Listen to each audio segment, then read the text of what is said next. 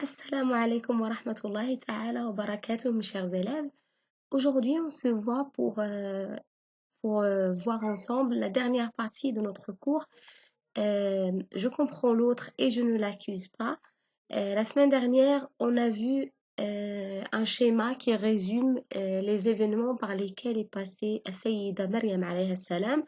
J'avais l'impression que c'était pas très clair dans la vidéo que j'ai fait la semaine dernière.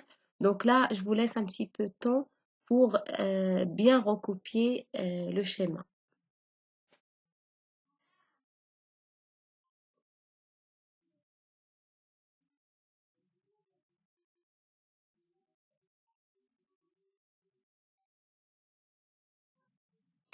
Donc voilà, aujourd'hui, on va essayer de répondre à la dernière question qu'on avait dans le cours.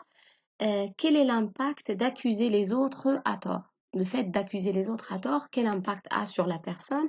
Donc, être accusé à tort est une forme d'injustice et toute injustice laisse un goût amer et blesse les sentiments. En islam, blesser les autres en les accusant à tort est un péché. Le prophète sallam a dit Al-dhulmu dhulumatun yawm al-qiyamah. Ensuite, là, je vais vous donner les règles à suivre avant de juger les gens. D'abord, le premier point, pour juger les autres, on doit connaître leur vie et ses détails, car parler sans science et juger alors qu'on ignore les détails est une injustice. Donc pour pouvoir juger les autres, je dois connaître leur vie dans les détails. Et comme la plupart du temps, c'est impossible de connaître la vie des gens dans le détail, on s'abstient, on ne juge pas. Celui qui juge les autres doit avoir comme objectif de les aider à corriger leurs défauts et non seulement pour le plaisir de les critiquer. Il y a des gens qui confondent les deux et ils ont envie de critiquer les gens. Qu'est-ce qu'ils vont faire? Ils vont habiller cette critique-là d'un habit islamique en disant, en fait, c'est un conseil que je te donne. Alors qu'il a juste envie de te critiquer pour humilier un petit peu la personne, mais il vient dire en fait c'est un conseil. euh, et comme en islam, Al-Nabi sallallahu alayhi wa sallam ad-din nasiha, ils vont l'habiller de cette façon-là. Faites attention à bien réviser et revoir son intention. C'est quoi ton objectif? Est-ce que tu as vraiment envie de voir cette chose-là changer? Ou bien tu as juste envie de montrer que tu sais dire les choses, tu sais faire les choses mieux que les autres? On juge les autres en suivant ce qui est dans le Coran et Sunna et non en suivant les habitudes et les envies de chacun. Donc vous savez que chacun d'entre nous a des envies, a des habitudes. Je ne peux pas venir imposer mes envies, mes habitudes aux gens. D'accord? Donc faites attention à ça. Ensuite, on doit être sincère. L'intention, on a dit, faites attention, regardez toujours pourquoi je parle, quelle intention j'ai. Être juste et ne jamais accuser sans preuve, toujours avoir une preuve avant de critiquer, avant de juger.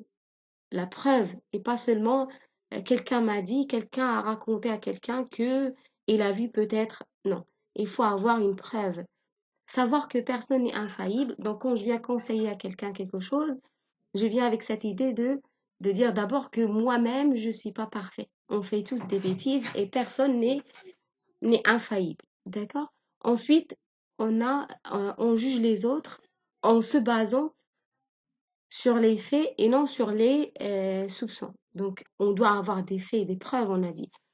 Pas toutes les critiques sont acceptables. Il y a des critiques qu'on ne peut pas faire aux gens. Parce que j'ai dit, il y a des envies, chacun a ses envies, chacun a ses goûts. On ne peut pas venir imposer nos goûts et nos envies aux autres. Comprendre qu'à la base, tous les gens sont véridiques. Donc, à la base, la personne qui est devant moi est véridique jusqu'à preuve du contraire. Quand je suis sûre que cette personne-là dit des mensonges, etc., là, c'est différent.